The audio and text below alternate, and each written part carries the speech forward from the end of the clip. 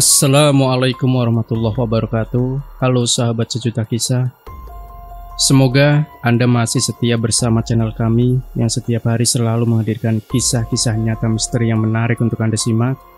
Dan untuk kesempatan kali ini kami akan berbagi sebuah kisah nyata misteri yang berjudul Lemah Layat Part 1. Riuh suara motor dan angkot bersaut-sautan, tidak ada yang mau mengalah. Dari kursi penumpang angkot biru laut, dua lelaki parubaya menatap jalanan. Ekspresi wajah mereka khawatir. "Jancok," sahut salah seorang dari mereka. "Bisa terlambat ini." Lelaki yang satunya menoleh. Ia mengkerutkan dahi menatap kawannya. "Kamu kira cuma kamu seorang yang khawatir?" "Halah, sudah, lari saja yuk. Gak sempat ini kalau kita nungguin ini." Mereka sepakat. Lantas mereka melompat lari dalam angkot, mulai berlari menuju jalanan stasiun, berjibaku dengan orang lalu lalang. Mereka abaikan keringat di dahi, menembus lautan orang yang sibuk dengan urusan mereka masing-masing.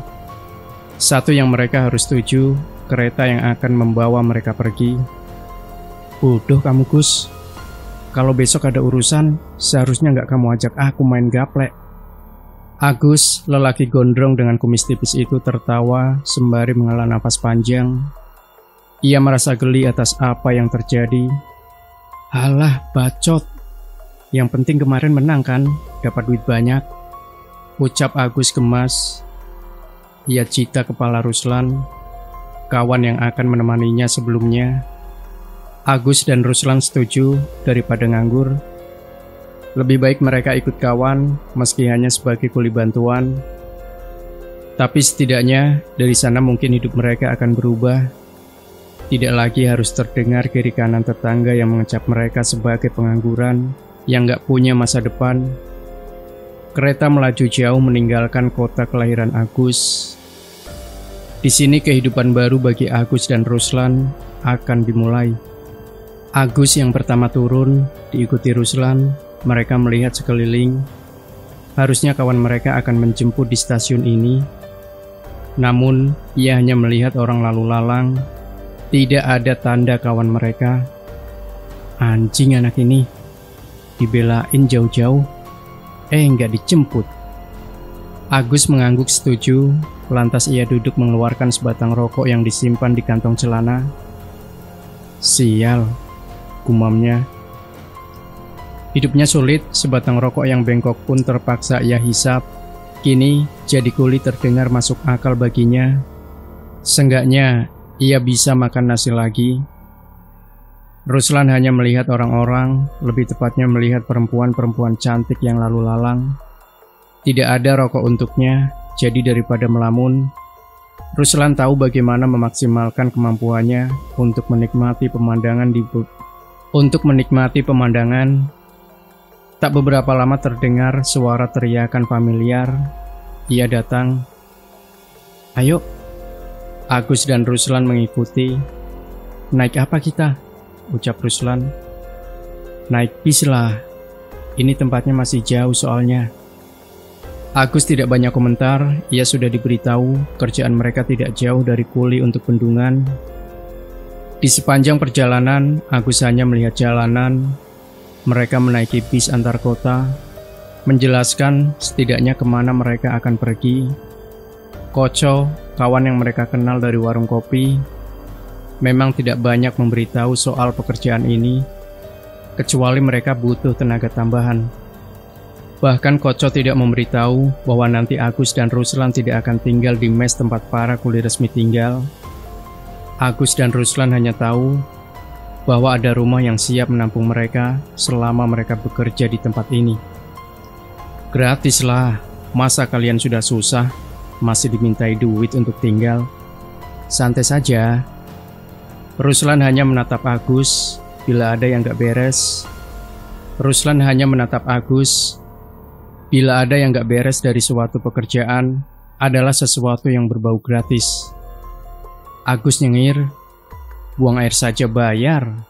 Ini tinggal di rumah orang, masa gratis? Kalau nggak rumah setan, ya rumah orang nggak waras. Tapi di lain hal, Koco meyakinkan Agus bahwa rumah itu gratis karena sudah dibayar setahun penuh dan pekerja sebelumnya sudah pamit pulang. Pamit pulang kenapa, Mas? Tanya Agus. Nggak tahu, jawab Koco. Istrinya melahirkan katanya. Koco mengangkat bahu. Tanpa sadar, bis memasuki daerah yang semakin malam semakin sepi, sunyi. Agus masih tidak yakin. Yang lainnya, pulang juga, nggak betah. Tutur Koco dan kemudian ia berdiri. Sudah sampai. Ruslan dan Agus mengangkat tasnya, mengikuti Koco yang sudah melangkah turun pertama kali melihat desa itu. Agus hanya melihat sebuah desa biasa saja. Tidak ada yang aneh kecuali Koco menunjuk sesuatu. Sebuah jalanan lurus setelah memasuki desa. Koco mengatakannya, rumah yang nanti akan kalian tinggali lurus saja ya. Nggak perlu belok-belok. Mudah kok posisinya, sahut Koco. Sebelum menyalakan sebatang rokok, melipir pergi ke sudut desa lain, Agus dan Ruslan hanya saling menatap bingung sebelum bersama mereka pergi. Agus menelusuri jalan setapak, gelap tentu saja. Ruslan mengikuti di belakang, tidak ada bedanya sama jalanan di desa Agus. Hanya saja, mungkin karena tempat asing, suasana itu membuat mereka merinding. Koco anjing, umpat Ruslan. Agus setuju saat mereka sampai di ujung jalan.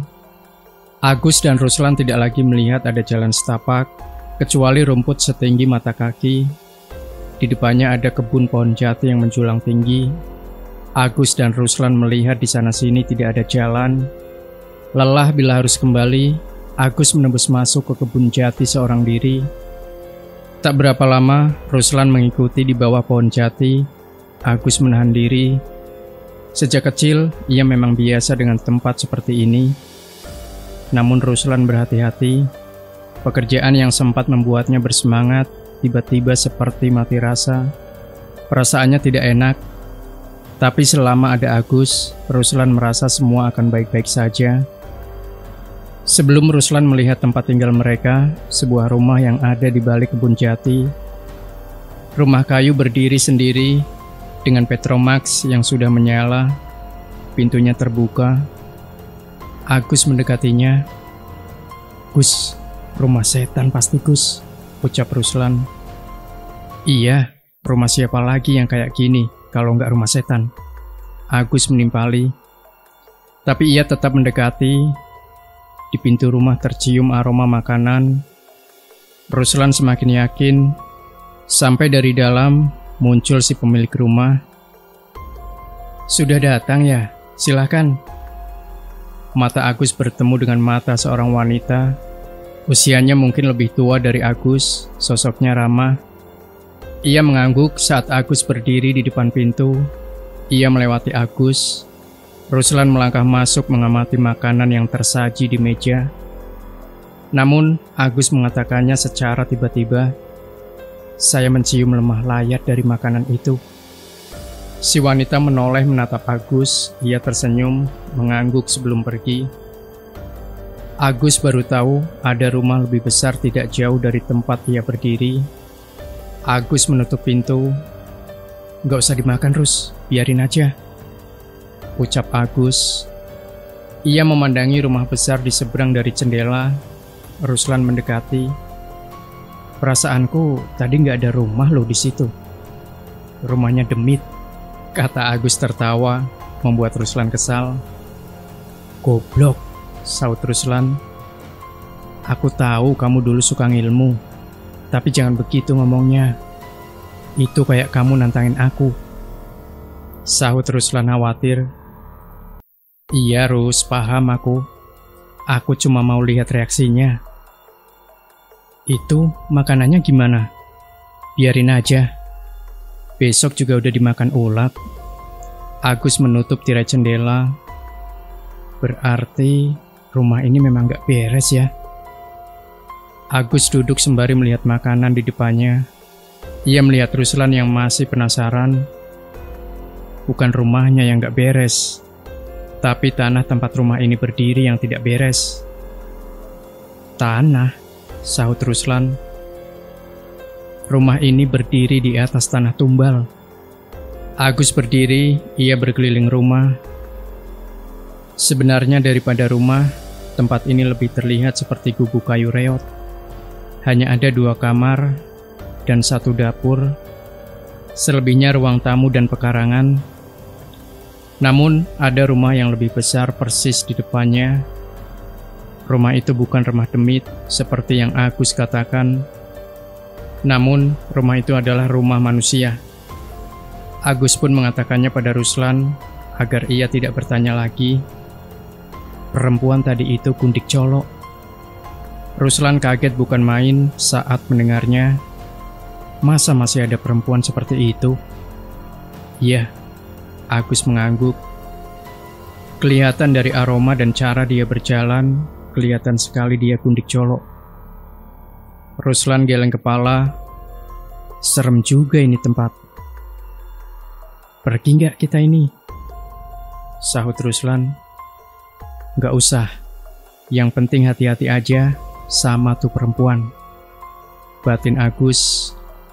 Matanya melihat sudut dapur. Lihat apa? Pocongan. Matamu, kata Ruslan. Agus hanya geleng-geleng kepala. Ada berapa? Agus menutup Ruslan. Masih 7 sih, Rus. Kayaknya nanti malam keluar semua. Agus pun menutup pintu dapur. Biarinlah. Agus melipir ke kamar, diikuti Ruslan. Anjing, umpatnya berkali-kali. Malam itu masih awal dari segalanya, manakala Agus sudah terlelap dalam tidurnya. Ruslan mengintip dari jendela kamarnya.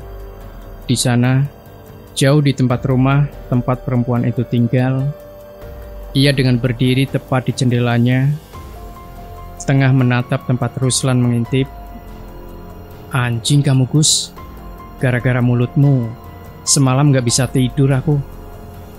Sahut Ruslan mengejar Agus yang sudah menyampirkan tasnya, bersiap menemui Koco yang sudah menunggu di luar rumah. Beberapa kali Agus melirik Ruslan, senyumannya mengembang. Yang nyuruh kamu gak tidur itu siapa? Sahut Agus cengengesan. Sampai di depan, Agus membuka kain yang ia gunakan untuk menutupi makanan. Ketika kain dibuka, Ruslan melompat. Melihat makanan semalam dipenuhi belatung yang memakan saripati. Bau busuk langsung menusuk hidung Agus dan Ruslan. Busuk, ucap Agus. Ya sudahlah, kesiangan kita. Agus dan Ruslan melangkah keluar. Tepat di depan rumah, tiba-tiba mereka berhadapan dengan perempuan itu. Ia menunduk, mengucap, "Monggo." Agus ikut menunduk, kemudian melewatinya. Ruslan yang sedari tadi memperhatikan, melihat gelagat mata perempuan itu yang mengikuti sosok Agus yang terus berjalan cepat. Di sudut bibirnya, perempuan itu tersenyum. Namun, Agus tidak tahu akan hal itu. Hei Gus, orang tadi senyum loh lihat kamu. Gak takut? Suka kali sama kamu. Sahut Agus tertawa-tawa. Gak takut kamu disukai yang seperti itu? Enggak lah, bagaimanapun dia masih manusia kok. Lama mereka berjalan di bawah kebun jati. Sampailah mereka di jalanan setapak menuruni jalan utama. Sebelum melihat Koco dan semua teman-temannya, Agus dan Ruslan bertegur sapa sebelum memulai pekerjaannya. Ruslan masih kepikiran ucapan Agus semalam. Semuanya berputar dalam kepalanya, mulai dari tanah layat, pocong, sampai Gundik Colo. Semua itu tidak asing baginya, kecuali masih ada perempuan seperti itu di zaman seperti ini. Sejujurnya, ia takut sekali. Namun Agus aneh. Hari mulai petang, Agus dan Ruslan kembali, manakala ia mau melewati jalan ke pohon jati. Kebetulan mereka berpapasan dengan seorang lelaki tua pencari rumput. Lelaki itu melihat Agus dan Ruslan bergantian. Kalian yang tinggal di rumah Lastri? Iya, kata Agus. Kalian sudah tahu ada apa di sana? Ucap lelaki tua itu lagi. Ia kali ini hanya melihat Agus. Iya Bapak, saya tahu, sahut Agus. Ya sudah, katanya.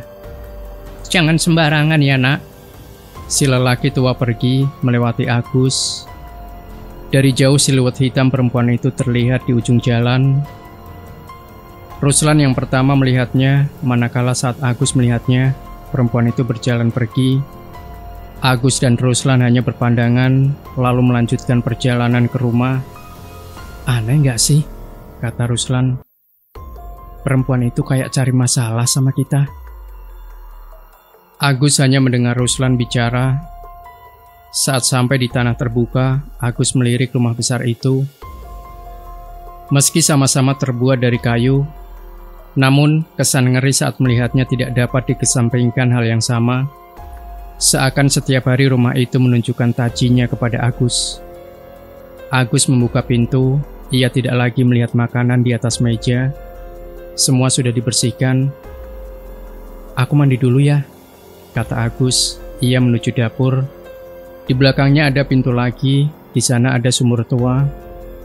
Ruslan memilih merokok di teras, rokok yang ia rampas dari Koco. Manakala ketika Ruslan menikmati kepulan asap rokok di teras rumah, Ruslan melihat sesuatu mengintip dari balik kebun pohon jati. Ruslan mendelik. Ia tidak salah lagi, yang mengintip itu pocong.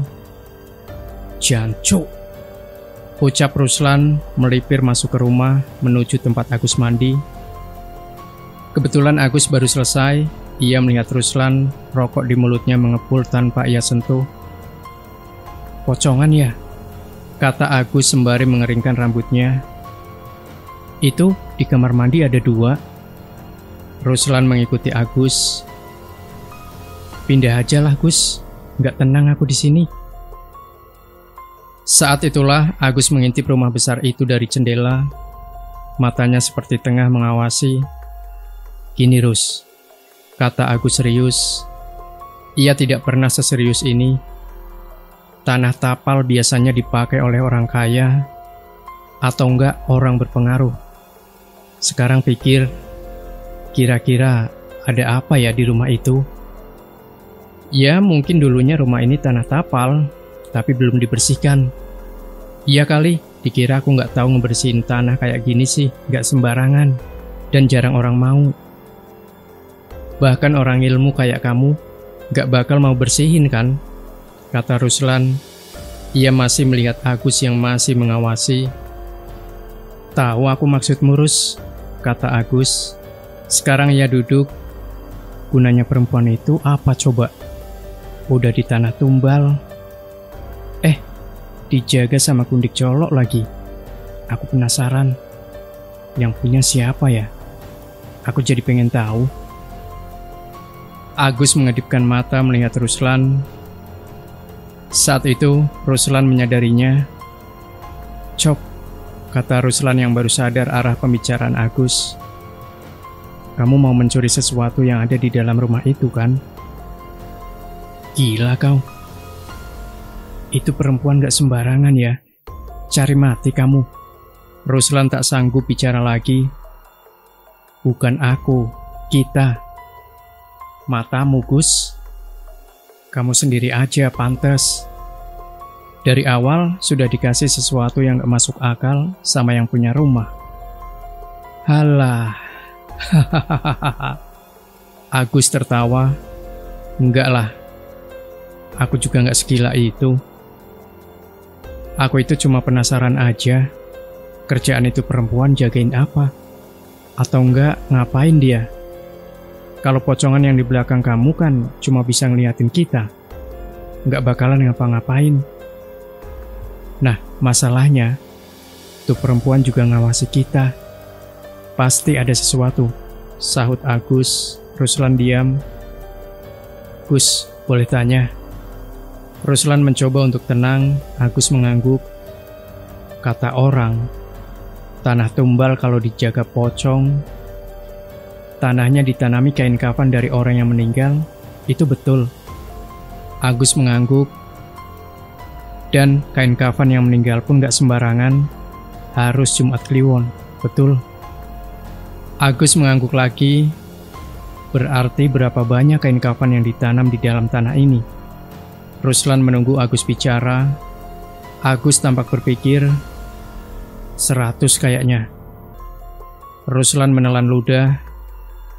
Ada 100 pocong di sini, Gus. Iya, kata Agus. Di luar masih banyak yang berdiri liatin kita. Ruslan berdiri, ia menyesap rokok. Tinggal 2 batang lagi. Saat Agus meminta sebatang, Ruslan menolak. Matamu, aku kok jadi penasaran juga. Apa ya yang disembunyikan di sana? Mau lihat gak? Sahut Agus. Oke. Agus membuka pintu diikuti Ruslan. Loh, kok sekarang? Gak nanti lebih malam toh? Agus tetap berjalan, Ruslan kebingungan. Mereka sampai di depan pintu, Agus mengetuknya. Dan perempuan itu muncul, melihat Agus dan Ruslan. Daripada saya penasaran, saya mau tanya sama Anda. Anda ini jaga apa sebenarnya? Kata Agus. Ruslan hanya melongo melihat kawan baiknya yang sudah hilang otak. Perempuan itu tersenyum mengangguk, lalu berujar lirih. Silahkan masuk, Mas. Agus melangkah masuk, Ruslan mengikuti di belakang. Ia melihat perempuan itu yang masih menunduk, memberi hormat pada mereka. Setelah Agus dan Ruslan duduk, ia menutup pintu, menguncinya. Saya ke belakang dulu untuk mengambil makanan. Terima kasih, saya tidak perlu melakukan hal buruk pada Anda. Goblok, ucap Ruslan. Kamu gak bilang maksudnya lihat itu begini. Aku kira nanti malam kita sembunyi, buat lihat sendiri. Agus hanya diam, ia tidak menggubris mulut Ruslan. Tiba-tiba perempuan itu muncul. Mas Agus benar. Bila kalian datang sembunyi-sembunyi, kalian bisa celaka. Mbaknya tahu namanya Agus dari mana? Tanya Ruslan. Saya pun tahu nama Anda Ruslan. Perempuan itu meletakkan 2 gelas kopi. Tangannya begitu telaten, termasuk saat menghidangkan jajanan pasar itu. Ruslan tidak lagi bicara. Ia fokus pada ekspresi perempuan itu yang datar. Saya sudah sering melihat petaka dimulai dari ketidaktahuan dan rasa penasaran. Sejujurnya, hal itu memang bersifat lumrah dan dimiliki oleh setiap manusia, termasuk Anda. Jadi apakah semua sudah jelas, Mas Agus? Agus hanya diam, keningnya berkeringat. Ruslan baru menyadarinya. Agus tidak banyak bicara, ia meraih segelas kopi, menyesapnya perlahan, kemudian melirik Ruslan. Kopinya aman, Rus, diminum saja. Ruslan pun merasa canggung, ia tidak mengerti. Perempuan itu duduk dan tidak memandang mereka. Matanya kosong melihat tempat lain. Dengan perlahan perempuan itu menengok pada Agus dan Ruslan. Kalian masih ingin tahu ada apa di sini? Agus dan Ruslan diam saja. Tidak ada pembicaraan lagi. Saat Agus kemudian mengatakannya, terima kasih suguhannya. Saya pamit, Mbak. Saya pamit, Mbak Lastri. Agus berdiri, perempuan itu mengangguk. Ruslan merasa aneh. Ia tahu Agus tiba-tiba berubah semenjak ia melewati pintu. Seperti ada sesuatu yang tidak dapat ia katakan, manakala Mbak Lastri sudah membuka pintu. Agus dan Ruslan melangkah pergi. Ketika tiba-tiba Ruslan tercekat.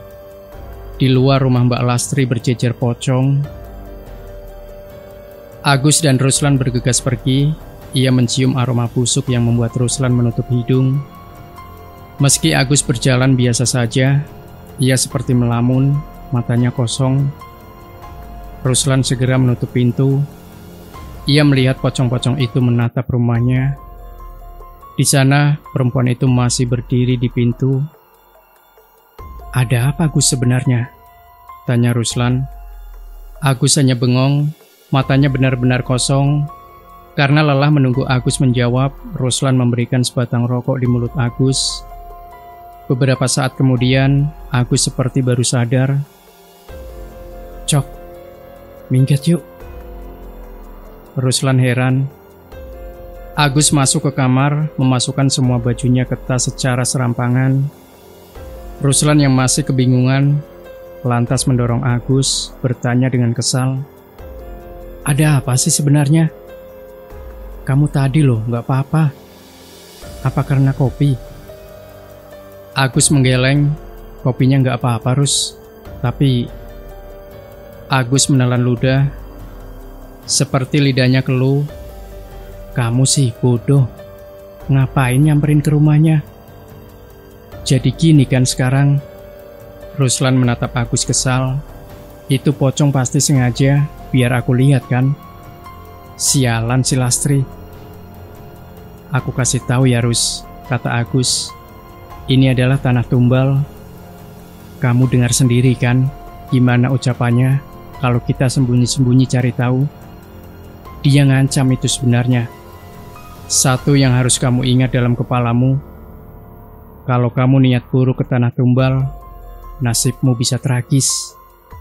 "Jadi karena itu, kamu datangin dia langsung?" tanya Ruslan.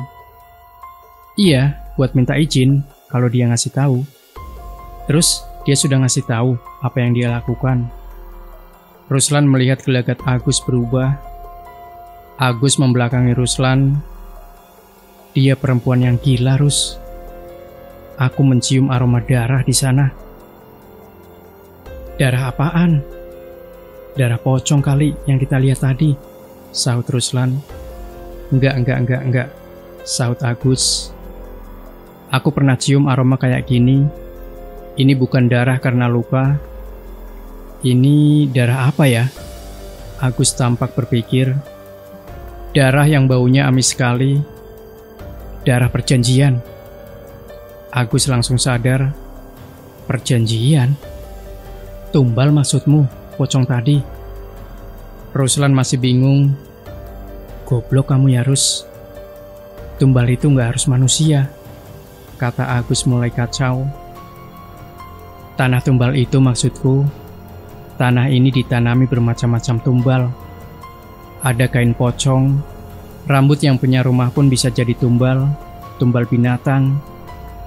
Orang dulu, terutama mereka yang punya nama, menggunakan bermacam-macam tumbal agar tidak ada yang punya niat buruk bisa mencelakainya. Tumbal pocong untuk menakut-nakuti saja, sama halnya dengan tumbal rambut si pemilik rumah. Siapapun yang punya niat buruk, ia akan lihat si pemilik rumah terus-menerus.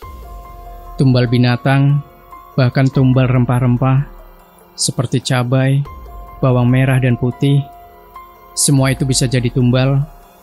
Asal ada mantra perjanjiannya, tumbal manusia jarang digunakan untuk menjaga rumah. Tapi saat aku masuk ke rumah itu, ada sesuatu yang gak beres. Sesuatu yang gak bisa aku lihat. Hanya mencium aroma amis darah itu menyengat sekali, sampai membuatku ketakutan. Ini gak biasa. Ini di luar apa yang aku tahu. Perempuan ini, dia sesuatu yang sangat hitam. Jancuk lah, sahut Agus. Ia semakin kacau. Tiba-tiba terdengar suara pintu diketok dengan keras. Tok tok tok. Agus dan Ruslan berpandangan satu sama lain. Agus berjalan keluar kamar, Ruslan memandangi dari dalam. Ia mengintip siapa yang mengetuk pintu. Saat Agus membuka pintu, Ruslan melihat Mbak Lastri. Ia membawa piring dengan jajanan pasar. Terdengar ia berbicara dengan Agus. Makanannya tadi belum dimakan, Mas. Lastri melirik. Tenang saja, makanannya saya beli dari pasar. Jadi nggak ada lemah layaknya. Agus hanya mengangguk, sementara Ruslan masih mengawasi. Terjadi percakapan antara Agus dan Mbak Lastri, namun Ruslan tidak bisa mendengarnya. "Saya tunggu jawabannya, Mas." Mbak Lastri pergi. Agus meletakkan begitu saja piring itu, lantas menatap Ruslan. "Ada apa, Gus?" "Cok," ucap Agus. Ia kemudian duduk dan menutupi wajahnya. Tidak ada yang mau ia bicarakan sama Ruslan, namun Ruslan tahu sesuatu, mereka belum boleh pergi. Agus benar-benar tidak mau bicara lagi. Lantas ia masuk ke kamar, lalu tidur. Ruslan pun mengikuti. Meski seranjang, Ruslan merasa pasti Mbak Lastri mengatakan sesuatu. Apa itu? Entahlah. Malam kian larut, baru saja Ruslan memejamkan mata. Ia mendengar lagi suara pintu diketok. Anehnya, suara pintu diketuk tidak terdengar dari pintu depan, melainkan pintu belakang. Ruslan beranjak dari ranjang. Ia ingin membangunkan Agus. Namun, ia merasa tidak enak keluar dari kamar. Ruslan berjalan menuju pintu belakang. Ia terdiam di depan pintu, ragu untuk membuka. Semakin lama ketukan pintu semakin intens. Ruslan akhirnya membuka pintu. Saat ia melihat seorang anak muda yang usianya masih 20-an. Anak itu menatapnya, ekspresinya ketakutan dengan keringat di bajunya. "Mas, tolong. Mas, izinkan saya masuk, tolong." Ruslan diam. "Ngapain malam-malam kamu kesini?" tanya Ruslan.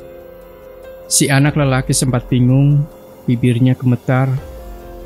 Namun kembali dia meminta tolong dan meminta Ruslan mengizinkannya masuk. "Siapa, Rus?" tanya Agus tiba-tiba muncul. Ia menatap anak muda itu. Ekspresi wajahnya berubah. Agus mendekat dengan cepat, mencengkram baju anak itu, menariknya masuk. Kemudian menutup pintu. Wajah Agus terlihat panik. "Goblok, kamu maling di tanah tumbal. Cari mati kau." Ruslan baru sadar apa yang terjadi. Ia menatap anak lelaki itu yang kini ketakutan. Ruslan ikut panik. Belum selesai pembicaraan Agus, tiba-tiba pintu depan diketuk. Tok tok tok. Ruslan dan Agus menatap pintu. Mereka terhenyak. Agus mendorong masuk anak itu ke kamar, menyembunyikannya di bawah ranjang. Ruslan membuka pintu. Ia melihat Mbak Lastri berdiri dengan parang. Wajah Mbak Lastri melotot dengan senyuman segaris, nyaris seperti menahan luapan amarah. Di tangannya, Mbak Lastri menggenggam parang. "Ada apa lagi ya, Mbak?" kata Ruslan. Ia melihat gelagat Mbak Lastri yang kemudian matanya menyapu isi dalam rumah. Meski kakinya belum beranjak. "Kamu lihat tikus kebun nggak?" Mata Mbak Lastri masih mencoba melihat-lihat isi rumah. Namun Ruslan menghalang. Wajah marah Lastri semakin tidak enak untuk dilihat.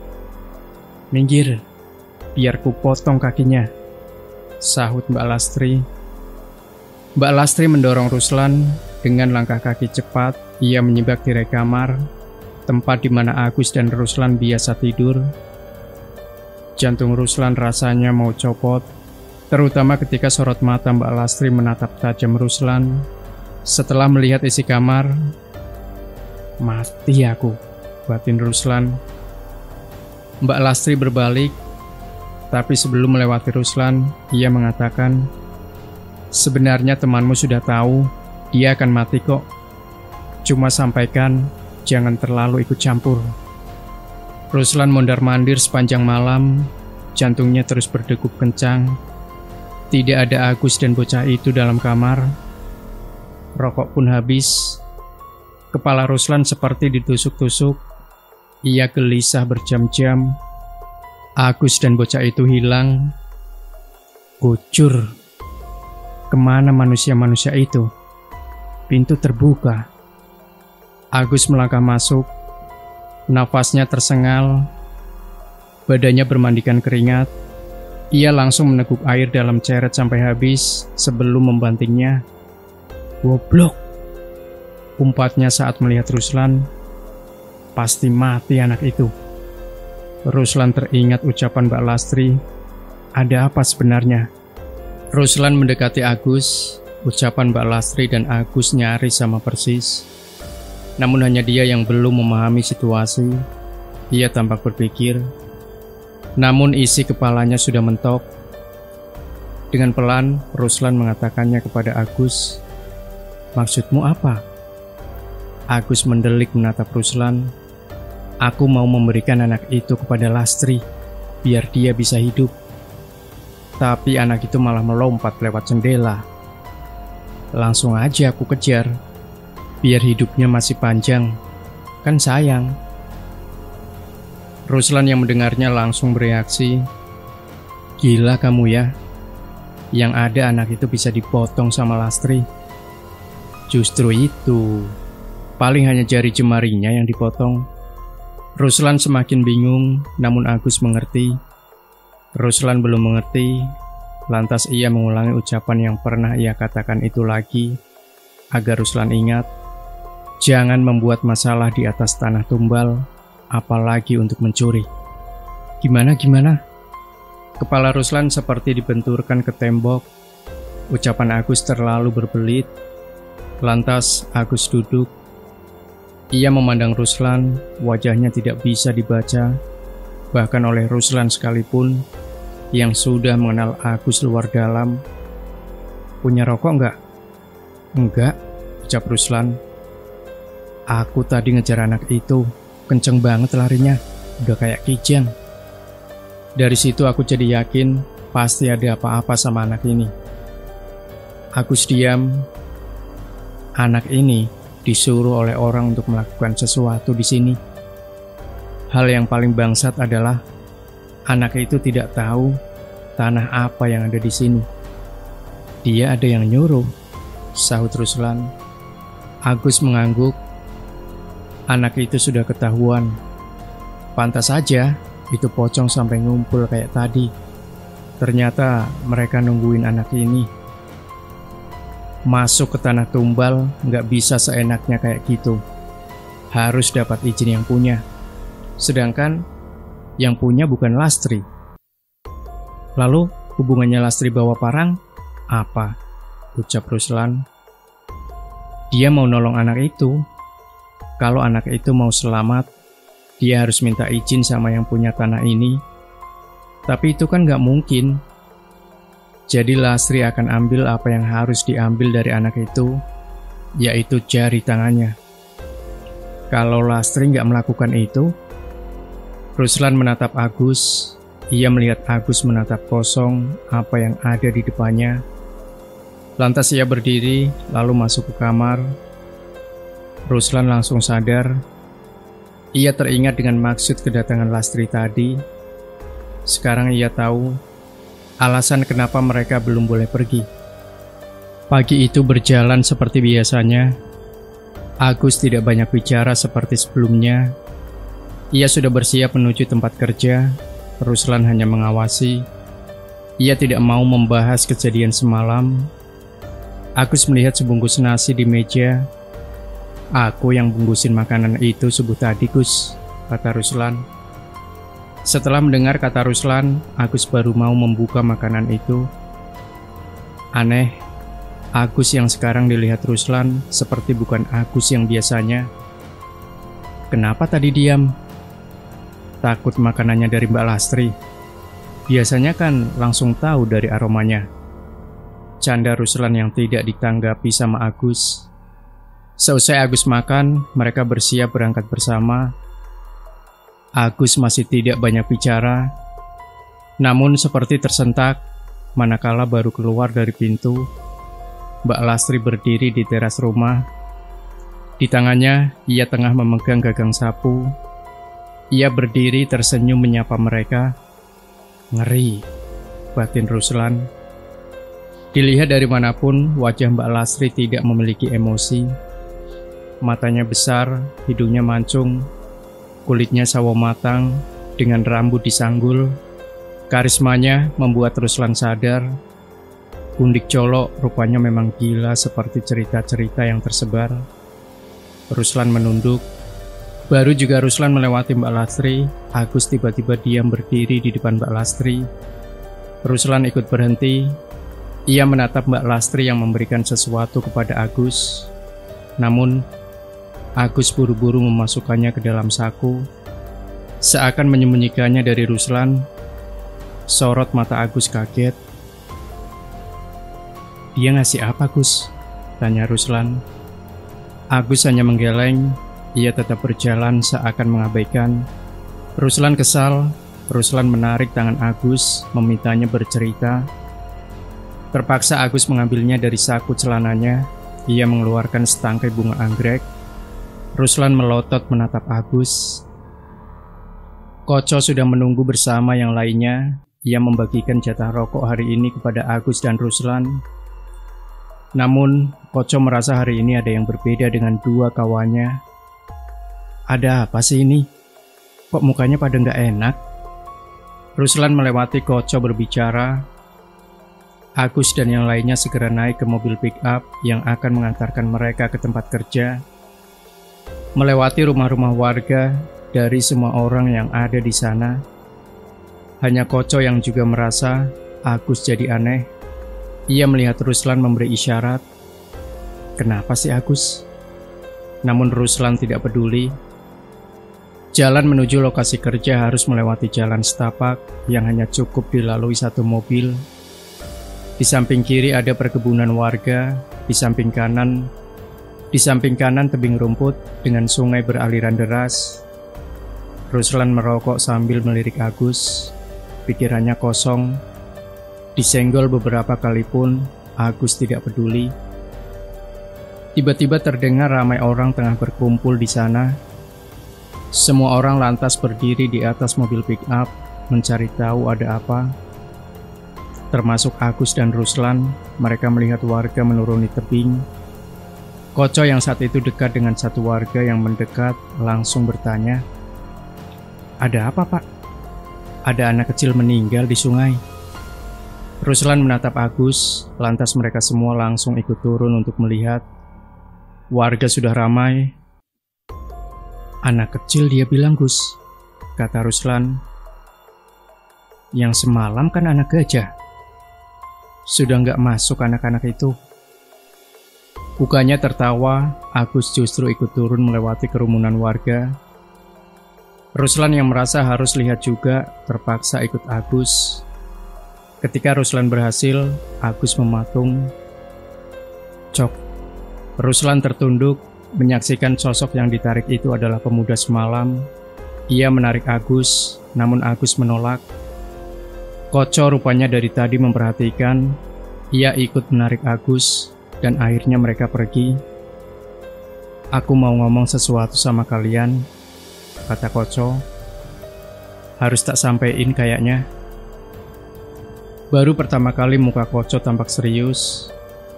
Sepanjang perjalanan, Koco tampak seperti mau bicara, namun ia menahan semuanya. Ruslan dan Agus apalagi, mereka sepanjang perjalanan tidak ingin bicara. Pikiran mereka berdua melayang-layang, teringat wajah pemuda itu. Turun di lokasi kerja, Agus tidak peduli dengan apa yang mau disampaikan Koco. Ia memilih untuk mulai mengaduk semen bersama yang lainnya. Hanya Ruslan yang mendengar Koco. "Gini, kayaknya rumah yang kamu tempati itu angker ya?" Ruslan diam, ia tidak tahu harus menanggapi apa yang baru Koco ucapkan. Orang yang sebelumnya tinggal di sana itu, mereka cerita kalau setiap malam ada yang suka ngeliatin mereka. Koco tampak berpikir, "Pocong sih katanya." Ruslan masih diam. Nah, sebelum mereka pergi, satu dari 4 orang yang tinggal, dia kayak si Agus begitu, diem aja, ucap Koco. Terus? Koco tampak berpikir, lalu meminta Ruslan mendekat. Saat Koco berbisik, Ruslan melotot menatap Koco. "Bodoh, sudah tahu kayak gitu. Aku sama Agus malah disuruh tinggal di situ. Gila. Loh, aku juga cuma ngikutin peraturan. Udah nggak ada kamar di mes. Rumah itu sudah dibayar setahun penuh. Koco mencoba membela. Iya, tapi kamu nggak bilang kalau ada kejadian begitu. Tahu tidak, perempuan depan rumah itu Gundik Colok. Sahut Ruslan. Koco langsung diam. Jangan ngawur kamu, Rus, kata Koco. Mana ada perempuan begitu zaman sekarang. Fitnah, Rus, fitnah. Agus yang bilang. Kalau kamu nggak percaya, tinggal sama aku saja, masih ada satu kamar, kata Ruslan. Matamu, gak mau aku. Koco menolak. Yakin dia Gundik Colok?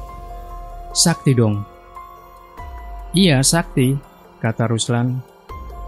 Kalau dia mau, dia bisa gorok lehermu dari rumah. Koco tidak bicara, ia seperti ingat sesuatu, tapi enggan mengatakannya. Gini, Rus, si Agus awasi dia ya. Kalau ada aneh-aneh, bilang sama aku.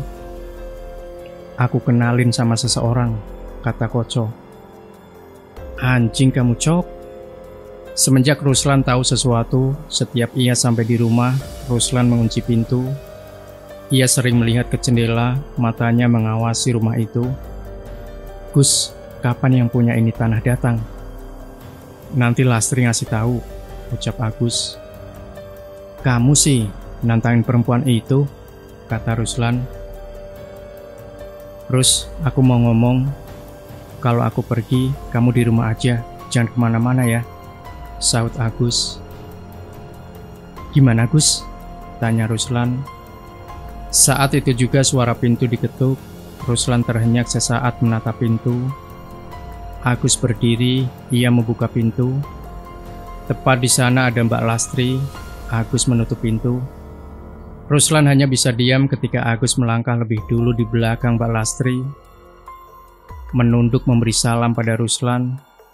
Tepat di tangannya, ia menggenggam pisau kecil yang biasa digunakan untuk memotong ari-ari. Saya dulu, Mas Ruslan, ucap Lastri. Ia mengikuti Agus masuk rumah. Ruslan langsung lari. Ia menembus kebun jati. Ia harus mencari Koco, menyampaikan apa yang ia lihat, tepat seperti apa yang Koco ceritakan siang tadi. Manakala Ruslan berlari, ia mencium aroma kentang sekeliling kebun jati dipenuhi pocong. Mas, tolong bukakan tali saya. Satu di antara mereka mendekati Ruslan. Ia melayang hanya beberapa senti dari atas tanah. Ruslan gemetar. Ia tidak mau melihat muka yang hancur dan berbau kentang itu. Ruslan lanjut lari. Syukur Ruslan tahu di mana biasa anak-anak nongkrong. Koco sedang main kartu.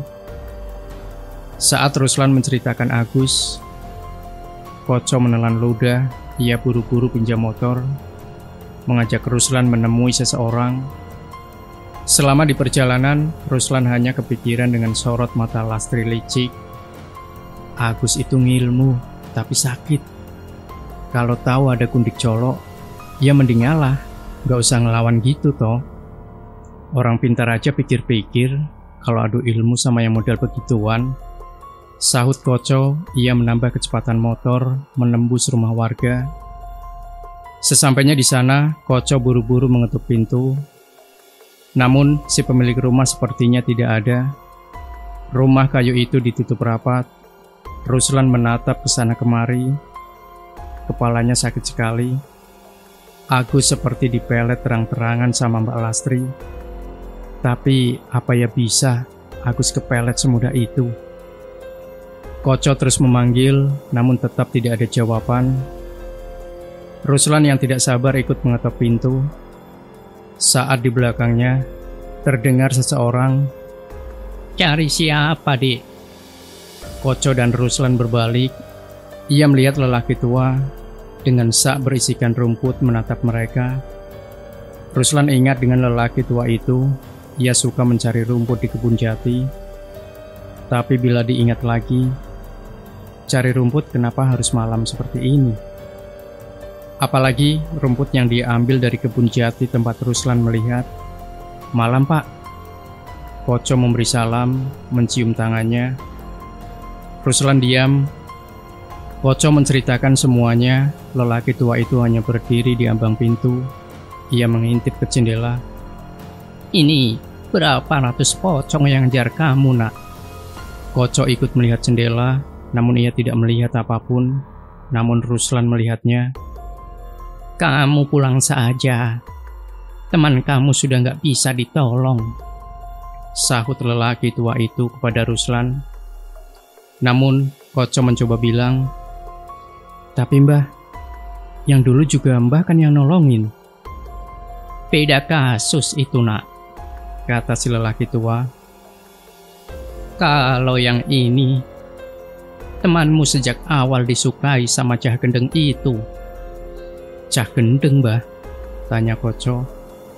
Apalagi kalau gak gendeng itu bocah. Aku tahu perjalanan hidupnya sampai dia jadi begitu. Saya sih bisa kalau ada ilmu. Tapi ya, Gundik Colo ini. Lelaki tua itu tertawa. Ia melempar pocong yang Ruslan lihat dengan tulang ayam. Saya bisa mati. "Lalu bagaimana, Mbah?" tanya Koco. Temanmu itu ilmunya juga lumayan. Dia pasti ada alasan kenapa mau kalau dipelet sih. Nggak yakin aku. Pasti ada yang dia sembunyikan, kata Simbah. Sekarang ia melempar apapun ke arah pocong di luar rumah. Ruslan bingung seperti ia sengaja. Koco sudah tidak bisa bicara lagi. Namun kemudian Ruslan mengatakan apa yang seharusnya ia katakan dari tadi. "Mbah bilang tadi tahu perjalanan hidupnya. Mbah kenal sama Mbak Lastri." Setelah Ruslan mengatakan itu, lelaki tua itu berhenti bermain sama pocong di depannya. Ia diam. "Ya, saya kenal dia." Lelaki tua ini kini duduk. Ia menutup pintu setelah meludahi pocong yang mau masuk ke rumah. Guru saya yang membantunya menjadi Gundik Colo seperti sekarang. Namun, itu semua atas dasar keinginannya sendiri. Lastri sebenarnya seusia sama saya. "Kalian ada rokok?" sahut lelaki tua itu. Ruslan memberi tanda pada Koco. Koco langsung tahu maksud Ruslan. Ia meraba saku celana, mengeluarkan sebatang rokok, memberikannya pada lelaki tua itu. Ia menghisap rokok sebelum mengatakannya. "Lastri bukan yang pertama di kampung ini." "Maksudnya, Mbah?" tanya Ruslan. "Lastri bukan Gundik Colo pertama di sini. Karena dulu sudah ada Gundik Colok juga sebelum Lastri." Koco beringsut mundur. Ruslan apalagi. Lehernya meremang, merinding. Satu Gundik Colo saja sudah nggak waras. Ini malah sudah ada sebelumnya. "Lalu bagaimana akhir Gundik Colo sebelumnya, Mbah?" tanya Ruslan. Koco hanya bisa menelan ludah di rumah kayu itu. Mendadak hening, sepi sekali. Bahkan api Petromax bergoyang tidak normal. Lelaki tua itu tampak berpikir, "Sebelum Lastri ada di depan, setidaknya kalian kembali." Lelaki tua itu berdiri, ia membuka pintu. Jauh di sana, Mbak Lastri berdiri di teras rumah. Matanya kosong melihat ke arah pintu. Lelaki tua itu menatap Ruslan dan Koco. "Saya tidak bisa membantu banyak. Temanmu, dia sudah ada di rumah. Masalah ini, coba selesaikan dengannya." Ruslan melirik ketika ia berpapasan dengan Lastri yang kemudian masuk ke rumah lelaki tua itu. Ia mendengar Lastri mengumumkan sebuah nama, Purnomo. Jadi, nama lelaki tua itu adalah Purnomo. Untuk apa Lastri masuk ke rumahnya? Apakah ada sesuatu yang mau mereka bicarakan? Parah. Aku masih nggak percaya Gundik Colo masih ada. Malah ada 2 lagi di desa ini. Gila, kata Koco di atas motor. Ruslan hanya berucap, bacot. Koco diam. Setelah Koco mengantar Ruslan, ia kembali ke rumah itu, melewati kebun jati sendirian. Dari jauh, rumah itu sudah bisa dilihat pintunya terbuka. Tepat ketika Ruslan melewati pintu, ia melihat Agus tengah duduk seperti menunggunya. Dari mana? Cari rokok, Gus. Agus hanya mengangguk, seakan tidak mau mendebat Ruslan. Ia masuk ke kamar. Sebelum masuk, Agus mengatakannya, kamu nanti tidur di kamar sebelah ya, aku ingin sendirian. Ruslan tidak menjawab. Agus berbeda. Berjam-jam sudah berlalu, Ruslan masih belum bisa memejamkan matanya. Lantas ia tiba-tiba merasa harus tahu apa yang ada di dalam rumah itu. Apa yang dijaga sampai yang jaga harus perempuan seperti itu. Ruslan beranjak dari ranjang, lantas ia berpikir untuk memeriksanya saja. Ia melewati kamar Agus, berjalan pelan-pelan. Saat Ruslan merasa ada yang salah, ia kembali membuka gorden yang menutupi kamar Agus di sana. Ruslan terhenyak melihat Agus duduk bersila di atas ranjang. Di depannya darah berceceran. Agus memuntahkan darah dengan mata terpejam. Hei Cok, kamu ngapain Cok? Ruslan mendekati Agus, menepuk-nepuk pipinya. Namun Agus seperti tidak sadarkan diri. Ruslan kebingungan, lantas ia buru-buru mengambil segelas air ke dapur, meminumkannya pada Agus. Namun ia terus memuntahkannya. Tiba-tiba terdengar suara Lastri berteriak. Agus belum juga sadar, namun di luar, pintu depan digedor-gedor dengan keras. Suara Lastri berteriak seperti orang tengah marah. Ruslan mendekati pintu. Buka! Buka goblok! Ruslan pun membuka pintu. Lastri langsung masuk. Ia berjalan pincang dengan tangan menyeret parang. Ruslan langsung menyusul Lastri. Namun Lastri keluar dari kamar dengan sendirinya, menyeret Agus. Ia menjambak rambutnya yang panjang. Agus masih muntah darah. Ruslan mencoba menahan Lastri, namun tatapan matanya membuat Ruslan ngeri sendiri. Mundur kau. Mbah, bisa dibicarakan baik-baik, Mbah. Tidak perlu pakai parang ya, ucap Ruslan. Lastri berhenti. Ia menatap Ruslan menghunuskan parangnya. Mbah, maksud saya Mbak. Lastri menyeret lagi. Sampai di pintu rumah, Lastri melemparkan Agus, menyeret kakinya sampai di pekarangan antara rumah Lastri dan rumah tempat tinggal mereka. Ruslan yang tidak tahu harus apa dengan situasi ini, lari masuk rumah. Ia mengambil pisau di dapur. Ia kembali melihat Lastri sudah mengunus parang yang Lastri pegang, terhunus di leher Agus. Ruslan sudah gemetar kalau sampai Agus digorok, ia akan buat perhitungan. Namun rupanya Lastri menjambak rambut gondrong Agus, lalu memotongnya dengan parang. Agus terjerembab jatuh ke tanah. Ia berhenti muntah darah. Ruslan mendekati Lastri, menatap segumpal rambut yang ia pegang. Temanmu kasih tahu, di sini ilmunya nggak ada apa-apanya. Kalau sudah sadar, bawa dia ke Mbah Purnomo. Ruslan mengangguk.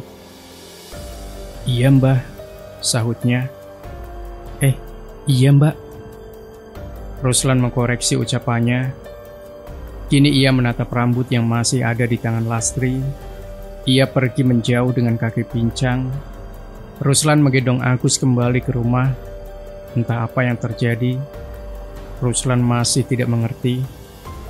Ditemani Koco, Agus dibawa ke rumah lelaki tua itu. Ia sudah sadar, namun ia seperti orang linglung, wajahnya pucat. Bahkan Ruslan sudah mengajaknya bicara sejak tadi pagi. Namun, Agus hanya diam. Mbah Purnomo hanya duduk memandangnya. Ia menunjukkan kain kafan putih. Mbah Pur membuka kain kafan putih itu. Di dalamnya ada segumpal rambut. Ruslan langsung tahu itu adalah rambut Agus. Nekat, Ucap Mbah Pur tanpa mengatakan apa-apa lagi. Mbah Pur langsung menghantam kepala Agus. Sebelum menekan hidungnya, tiba-tiba darah hitam keluar dari sana. Mbah Pur langsung menyesap hidung Agus. Ruslan dan Koco hanya bisa melihat kejadian itu. Mereka tidak mau berkomentar. Setelah selesai, Mbah Pur mengambil batok kelapa, memuntahkan isi mulutnya. Di sana, di tengah-tengah genangan darah hitam kental, ada segumpal daging busuk. Mbah Pur membuang ludah sebelum membersihkan mulutnya dengan sapu tangan. Ia meletakkan rambut hitam dan kain kafan di batok kelapa, membakarnya, dan tercium aroma yang wangi sekali, sampai Ruslan dan Koco bingung. Mbah Pur kemudian meminumkan air putih. Agus sadar. gimana? Tanya Mbah Pur. Kamu sudah tahu siapa yang punya tanah itu? Agus hanya diam, keringatnya mengalir deras, bibirnya gemetar. Sudah lihat juga gundik colok yang lain? Mbah Pur masih bertanya. Agus mengangguk. Mbah Pur berdiri. Ia diam, kemudian mendekati Agus lagi. Boleh aku melihat apa yang kamu lihat? Agus mengangguk. Ruslan dan Koco masih diam. Ia melihat Mbah Pur mencium tangan Agus, seakan ia meminta restu. Suasana menjadi hening, sangat hening sekali. Ruslan dan Koco merinding. Seperti tersedak, Mbah Pur melompat mundur. Di bibirnya keluar darah. Ia merangkak seolah mau memuntahkan sesuatu. Agus dan yang lain sontak menolong Mbah Pur, memijat lehernya. Mbah Pur terus memukul dadanya, dan keluarlah gumpalan daging yang sama, daging colok berlumurkan darah. Artinya apa sih, Mbah? Tanya Ruslan. Yang punya rumah mau datang mengambil apa yang harus dia ambil. Apa itu, Mbah? Mbah Pur tampak berpikir. Lastri. Cop, kata Mbah Pur. Kamu tahu rumah Pak RT kan? Bilang sama dia, Balaseda mau datang. Ruslan melihat wajah Mbah Pur. Ia tidak pernah tergelisah ini. Sedari tadi Mbah Pur hanya mengelus janggutnya. Mbah Pur melihat keluar rumah, lalu menutup pintu rumahnya. Ikut saya.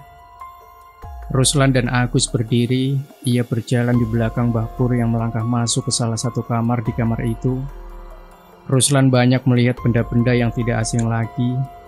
Bawang putih dipasak, cabai diikat dengan benang, sampai kembang bertebaran di meja. Mbah Pur langsung mempersilahkan mereka duduk. Saat mereka duduk, tiba-tiba Mbah Pur memukul-mukul kepalanya seperti orang kebingungan. Bahkan ia menghantam rahangnya dan secara tiba-tiba menarik paksa giginya. Entah gigi mana yang ia ambil, namun Ruslan dan Agus merasa ngilu melihat itu di depannya. Darah masih mengalir dari bibir Mbah Pur. Namun bukannya merasa kesakitan. Mbah Pur seperti tertawa terbahak-bahak melihat giginya tanggal. Edan, bisik Ruslan yang ditanggapi Agus. Ia setuju. Berpikir bahwa semua itu selesai adalah kesalahan besar. Mbah Pur lagi-lagi menekan gigi bawah yang berada tepat di tengah dengan kedua tangannya. Matanya tengah menatap Ruslan dengan nafas tersengal-sengal. Mbah Pur menarik paksa hingga darah mengalir deras dari bibirnya. Menyaksikan hal gila seperti itu membuat Agus dan Ruslan tidak tahan. Ia mendekati Mbah Pur, namun Mbah Pur tak menghiraukan mereka. Ia seperti orang yang sudah kesetanan. Dan benar saja, giginya berjatuhan dengan luka robek yang membuat Ruslan memalingkan wajah. Mbah Pur tertawa. Dengan serampangan, Mbah Pur mengumpulkan gigi yang berjatuhan itu, membungkusnya dengan daun pepaya di atas meja. Cipratan darah masih dapat dilihat oleh Ruslan dan Agus. Entah apa yang mau ia lakukan. Ruslan tidak mengerti. Karena setelahnya, Mbah Pur menelan daun pepaya itu bulat-bulat. Biar saja, hancur sekalian hancur. Agus dan Ruslan tidak mengerti maksud ucapannya. Karena setelahnya, Mbah Pur mengambil sebilah keris yang digantung di atas tembok kayu, menyampirkannya di pinggul. Sebelum pergi, Mbah Pur berpesan agar mereka tetap di rumah ini. Tengah malam saya kembali. Saat itu juga kalian akan saya bawa masuk ke rumah Lastri, agar kalian bisa tahu apa yang ada di dalam sana. Dan Mbah Pur nampak memandang Agus. Dia datang malam ini, nak. Agus pucat. Ruslan bisa melihatnya. Ada apa sih sebenarnya, Gus? Kamu sama aku udah saudaraan. Harusnya kamu cerita sebenarnya. Apa yang bikin kamu takut? Di dalam rumah itu ada... Agus seperti tidak bisa mengatakannya. Sialan, ada apa sih sebenarnya? Di dalam rumah itu ada Ranggon. Ruslan yang mendengarnya hanya melotot pada Agus. Tai, kata Ruslan. Pantas yang jaga model kayak gitu. Lastri yang ngasih tahu kamu apa gimana? Model barang seperti itu tidak boleh diperlihatkan sama yang jaga. Nyawa itu Gus taruhannya. Apa jangan-jangan aku nggak sengaja lihat terus? Ruslan hanya duduk pasrah, matanya melihat ke atas. Kadang aku mikir, kamu itu pinter sampai tak anggap abang sendiri. Tapi kadang kamu bodohnya nggak ketulungan. Mirip Wargol. Anjing. Tidak berapa lama terdengar suara ketukan keras sekali. Selain keras, suara ketukan itu tanpa jeda membuat Agus dan Ruslan melihat ke pintu. Siapa itu, Gus? Agus dan Ruslan mendekat ketukan itu tidak berhenti-henti sebelum... Rus, ini aku, Koco. Seketika Ruslan langsung membukanya. Gila, lama sekali bukanya. Sahut Koco emosi. Kamu balik ya? Belum Koco cerita, Ruslan dan Agus melihat apa yang ada di depan pintu. Di sana berdiri pocong tepat di depan rumah. Ia melihat Ruslan dan Agus dengan tenang. Agus menutup pintu perlahan, dan sosok itu tidak terlihat lagi. Koco tidak tahu. Namun Ruslan merasa ada yang salah sama desa ini. Tepatnya saat ini, Koco duduk sembari merokok. Heran aku, Rus. Setelah dari rumah Pak RT, semua rumah seakan sepakat gak ada yang buka pintu. Bahkan waktu aku balik ke mes, pintunya gak dibuka sama anak-anak. Makanya aku kesini. Agus dan Ruslan tidak menjawab. Apa ada hubungannya sama itu ya? Ada lagi gak, Cok? Tanya Ruslan. Rokok, jawab Koco. Enggak, goblok. Ada lagi yang aneh. Koco heran. Ini pertama kalinya Ruslan menolak rokok, dan Agus malah diem aja. Ya itu, Rus. Di depan pintu aku nemu piring isi bubur, tapi cuma digelitakin aja. Nggak ada yang makan. Mas, buka mas. Tiba-tiba terdengar suara bersautan. Ruslan dan Agus pura-pura tidak mendengarnya. Berbeda dengan Koco, ia lantas berdiri. Ada orang kayaknya di luar. Jangan dibuka, Co. Sudah, duduk aja. Koco melihat Agus dan Ruslan heran. Alah, kalian itu gimana? Kalau orang yang nasibnya kayak aku tadi. Koco melewati Agus dan Ruslan, suara-suara itu terdengar semakin lama semakin bising. "Mas, buka mas. Mas, buka mas." Ruslan dan Agus hanya berdiri. Tepat saat Koco membuka pintu, ia tidak menemukan siapapun di sana. Ruslan dan Agus pun merasa janggal. Ia tidak melihat apapun di luar pintu. Koco merasa heran, lantas menatap dua kawannya. Mereka saling memandang satu sama lain sebelum terdengar suara barang jatuh dari atas. Koco berbalik, ia mendapati karung putih. Dengan perlahan Koco mendekat, lantas melihat ke atas genteng. Namun, ia tidak menemukan apapun. Koco menatap karung putih itu sebelum ia berbalik melihat wajahnya hancur berantakan. Tanpa pikir panjang, Koco langsung masuk. "Anjing," kata Koco menatap Ruslan dan Agus. "Pocongan, Gus. Pocongan, Rus." Agus dan Ruslan melihat Koco. Lantas mereka kemudian bicara bersamaan.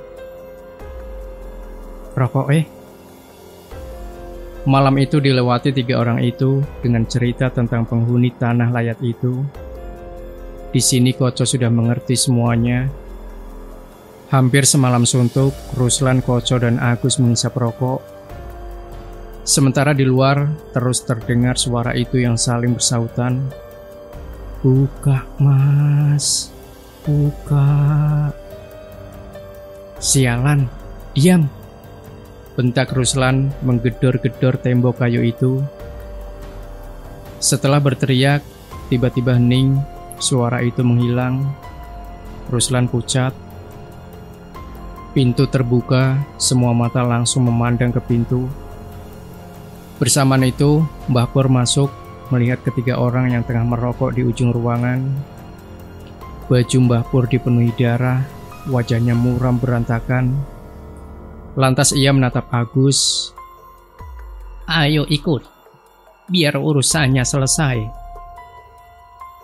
"Cuma Agus, Mbah?" tanya Ruslan. Koco juga merasa harus ikut. Lantas kemudian berdiri, Mbah Pur menatap Koco dan Ruslan bergantian. "Tapi, kalau kalian ikut nggak apa-apa. Tapi nyawa kalian tidak bisa aku jamin ya." Koco duduk lagi. Ruslan melangkah mengikuti Agus dan Mbah Pur. Begitu keluar dari pintu, Ruslan baru sadar. Suasana desa ini benar-benar lain. Tak seorang pun terlihat di sepanjang jalanan desa. Bahkan binatang pun lenyap semua. Tak ada makhluk apapun yang hidup kecuali mereka. Pintu ditutup. "Itu darah apa, Mbah?" tanya Agus. "Halah, sebenarnya kamu tahu darah apa ini?" Ruslan menatap kesana kemari. Ia tidak melihat satupun bentuk mengerikan dari wujud putih berbungkus itu. Mbah Pur menatap Ruslan. "Gak usah takut melewati kebun jati." Mbah Pur mendekati rumah Lastri. Di sana sudah ramai layaknya pasar malam. Hanya saja yang berdiri hanya makhluk putih terbungkus itu. Ruslan melewatinya. Ia tidak mau melihat wajahnya. Begitu sampai di ambang pintu, Agus dan Ruslan melihat Mbak Lastri duduk. Anehnya, Mbak Lastri hanya diam melamun. Ruslan dan Agus berhenti tepat di depannya. Lastri hanya duduk dengan kain yang menutup kakinya. Mbah Pur tiba-tiba memanggil. "Kesini, Gus. Ini kan yang mau kau lihat." Agus yang pertama masuk ke ruangan itu, sementara Ruslan masih melihat Mbak Lastri. Ia masih diam, duduk sendirian di ruang tamu. Aneh, Ruslan kemudian mendekat. Ia langsung mencium bau amis nanah. Dalam batinnya ia mengatakan, "Bau ranggon," sembari menutup hidungnya. Saat Ruslan melihatnya, tubuhnya menggelinjang. Ia tidak menyangka apa yang Agus katakan itu benar. Hal seperti ini masih ada. Ruslan melihat seseorang tengah terlentang di atas pasak kayu. Dengan kulit dipenuhi borok, tubuhnya merah.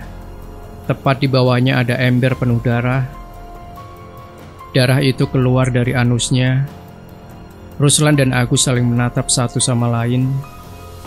"Ranggon," kata Mbah Pur, "sudah lama ada di sini. Kalau belum diizinkan mati sama yang punya, dia nggak bisa mati." Ruslan membuang muka. Ia tidak sanggup melihat darah yang terus keluar dari anusnya.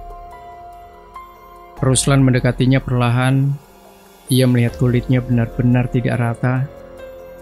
Setiap ada borok baru yang muncul, dagingnya harus diiris. Karena itulah di beberapa bagian tubuhnya, kamu bisa lihat tulang belulangnya. Ruslan masih tidak percaya. Ini seperti mendengar dongeng kakek. Tiba-tiba Lastri muncul. Ia melihat semua orang di kamar. "Dia sudah datang, Mas." Mbah Pur tampak tegang. Namun Agus dan Ruslan melihat kaki Lastri. Di sana daging di kakinya banyak yang sudah teriris. Seketika Agus tahu siapa Ranggon ini.